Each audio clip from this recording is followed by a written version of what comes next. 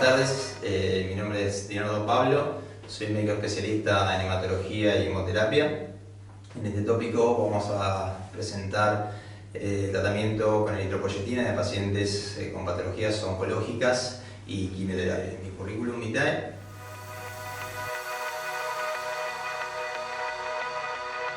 Bueno, la anemia en pacientes oncológicos afecta aproximadamente el 20-75% de los pacientes con patologías oncológicas. Las causas son varias: las pérdidas hemáticas, déficit nutricional, déficit de aporte de hierro, insuficiencia renal, hemólisis, infiltración de mielosis en tumores avanzados, síndrome mielodisplásicos, y también nuestro tópico específico es las anemias producidas por quimioterapia y radioterapia. Aproximadamente el 67% de los pacientes con tratamientos oncológicos sufren anemia en algún momento de la evolución de su patología y tratamiento. El 75% de los pacientes tienen anemia secundaria a quimioterapia, el 72% de los pacientes tienen anemia por quimioterapia y radioterapia en forma combinada. El 62% de los pacientes tienen anemia cuando realizan tratamientos, quimioterapias y radioterapia en forma conjunta. El 40% de los pacientes tienen anemia sin tratamiento, solamente por la patología oncológica, y el 38% de los pacientes tienen anemia secundarios a tratamiento radiante. La incidencia de las anemias en los pacientes oncológicos, aproximadamente el 45% de los pacientes tienen hematocritos normales, el 38% de los pacientes tienen hemoglobina entre 10 y 12 miligramos por decilitros, el 14% tienen hemoglobina, 14-13% tienen hemoglobina de entre 10 y 8 miligramos por decilitro, y aproximadamente el 4% tienen hemoglobinas menores a 8. Existen diferencias entre la anemia y el número de quimioterapias realizadas. Aproximadamente el 19,7% tienen anemias en el primer ciclo, posterior al primer ciclo de quimioterapia. Aproximadamente el 43,1% tienen anemia ya después del cuarto ciclo de quimioterapia. Lo que es la eritropoyesis está a cargo de una hormona de 133 aminoácidos, es una glicoproteína liberada por las células endoteliales de los capilares peritubulares de la corteza renal, principalmente, también es liberada por células hepáticas, pero en mucha menor medida, que se llama eritropoyetina. La eritropoyetina aumenta la liberación de diferentes estímulos. Los estímulos son disminución de la concentración de oxígeno en la sangre arterial, disminución del volumen plasmático y disminución también de la masa eritrocitaria. Esos son los tres estímulos para que se libere eritropoyetina por parte renal. Después, la eritropoyetina actúa a nivel de la médula ósea, en la progenie eritroide, principalmente en la CFUE y PFUE, que son los precursores eritroides, estimulando la eritropoyesis y así produciendo la cantidad de eritrocitos o glóbulos rojos en sangre periférica. En lo que son patologías inflamatorias, infecciosas y neoplásicas, que es nuestro tópico de hoy, se produce un freno de la eritropoyesis. El freno de la eritropoyesis se produce debido a que se liberan citoquinas inflamatorias por los linfocitos T y los macrófagos y los monocitos. Podemos nombrar algunas de ellas. Las más importantes son interleuquina 1, factor necrosis tumoral, el interferón gamma, factor transformante beta y alfa-tripsina, antitripsina, en donde estas citoquinas estimulan la liberación de hepcidina por las células hepáticas, y la hepcidina produce a nivel de la eritropoyesis un bloqueo en diferentes puntos. Primero, disminuye la respuesta de la CFUE y PFUE a la eritropoyetina en la médula ósea, disminuye la absorción de hierro en tubo digestivo, altera la distribución del hierro para la eritropoyesis, principalmente aumentando el depósito del sistema mononuclear fagocítico en vaso, en hígado y también en la médula ósea, aumenta la hemofagocitosis, disminuye la vida media de los eritrocitos y disminuye también la liberación de eritropoyetina por parte del riñón. Todo esto produce un freno en la eritropoyesis y consecuentemente a ello una disminución de la hemoglobina en el hematocrito, produciendo anemia. La anemia, principalmente en los pacientes oncológicos, en tratamiento con quimioterapia y pacientes oncológicos en sí, es considerada cuando la hemoglobina desciende debajo de 10 miligramos por decilitro. Las causas de las anemias, como dijimos antes, pueden ser variables. Entonces, inicialmente lo que tenemos que ver nosotros es realizar un metabolismo de hierro, un dosaje de ácido fólico, vitamina B12, también evaluar la función renal y ver que el paciente no tenga ninguna hemorragia si tenemos el metabolismo de hierro bajo. Cuando decimos debemos realizar un metabolismo de hierro, estamos refiriéndonos a que tenemos que realizar un dosaje de ferritina, de ferremia, de transferrina y de saturación de transferina. Estos 4 parámetros nos van a dar una idea del balance de hierro dentro del organismo del paciente. Entonces, si tenemos, para poder dar eritropoyetina, es muy importante que el hierro endógeno, tanto en circulante en sangre y en depósitos, sea adecuado, tenga niveles normales o por lo menos casi normales, porque si damos eritropoyetina en pacientes con ferropenia, lo que se puede llegar a producir es que nos aumente la hemoglobina en hematocrito, porque hay un faltante reactivo para producir glóbulos rojos, que es el hierro. Entonces, tenemos una deficiencia absoluta de hierro, ahí se muestra cuando la ferremia es menor a 60, la saturación de transferrina es menor al 20% y la ferritina menor al 10%. Tenemos una ferropenia absoluta, por lo tanto debemos dar hierro previo a la administración de eritropoyetina, debido a que si no, no vamos a tener la acción terapéutica provocada por la eritropoyetina. El hierro se puede dar en diferentes maneras, principalmente lo más rápido es darlo en forma endovenosa. Se puede dar hierro sacarato, hierro isomaltósido o hierro carboximatosa, los más utilizados por lo menos acá en Argentina.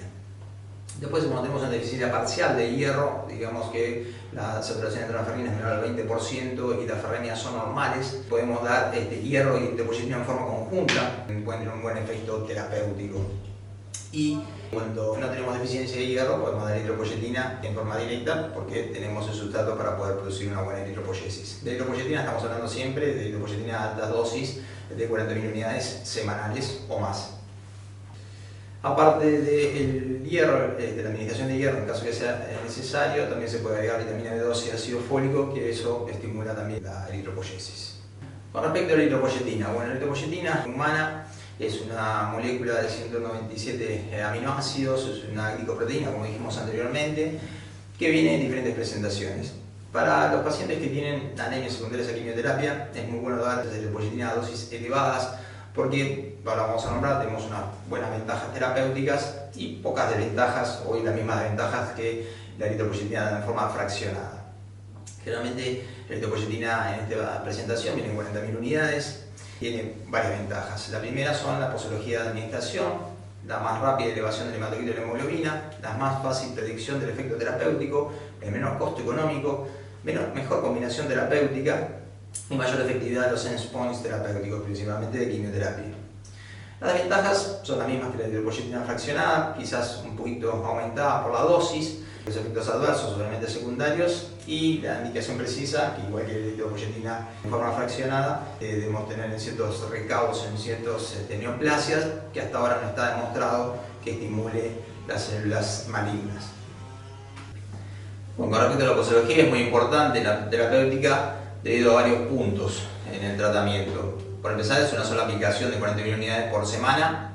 Es mejor para el paciente, es más confortable. Son pacientes que están sometidos a varias punciones venosas en el tratamiento generalmente para aplicación de diferentes fármacos, por tanto cuanto menos pinchemos al paciente mejor es más cómodo, más confortable, menos contaminación. Y es más práctico también si el paciente se tiene que hacer infusiones domiciliares, por ejemplo. Con respecto a la más rápida acción terapéutica, la administración de 40.000 unidades por semana, vamos a tener un poquito más rápido el efecto terapéutico, debido a que las dosis son mayores y van en una sola dosis, por lo cual vamos a tener una mejor respuesta, una más rápida respuesta terapéutica con respecto a la hemoglobina del paciente. Con respecto a la predicción del efecto terapéutico en los tratamientos, una vez que aplicamos la eritropoyetina al paciente, vamos a ver cómo responde y en eso vamos a poder programar en todos los ciclos quizás de quimioterapia o de tratamientos, junto con el hierro si es necesario o no, en la aplicación del paciente. Por lo menos vamos a saber a cuánto tiempo responde el paciente, cuánto eleva la hemoglobina y el hematocrito, y así saber en qué tiempo del tratamiento en la quimioterapia podemos dar la eritropoyetina.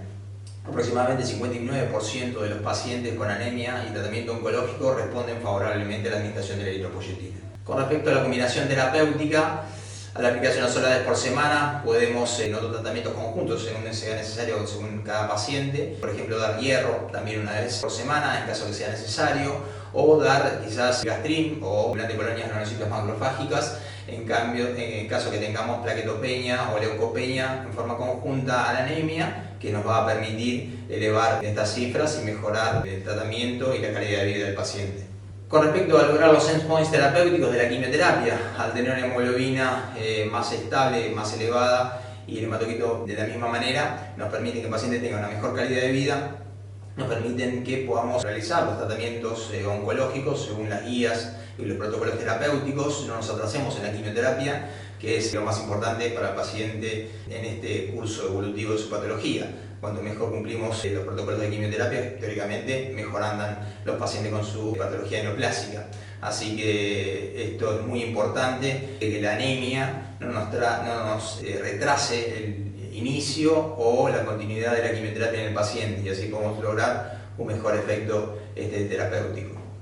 Aparte de esto, también la calidad de vida del paciente que está en tratamiento quimioterápico, que ya es una calidad de vida disminuida, y al no tener anemia, tenga mayor confortabilidad para poder enfrentar los tratamientos de quimioterapia o radioterapia. Y con respecto a las desventajas, los efectos adversos son una de ellas. Elevar la dosis de eritropoyetina en una sola aplicación, quizás tengamos un poquito más de efectos adversos que la de dosis programadas en forma intermitentes, pero en realidad no se ha demostrado que los efectos adversos sean mucho mayores que las dosis intermitentes de eritropoyetina.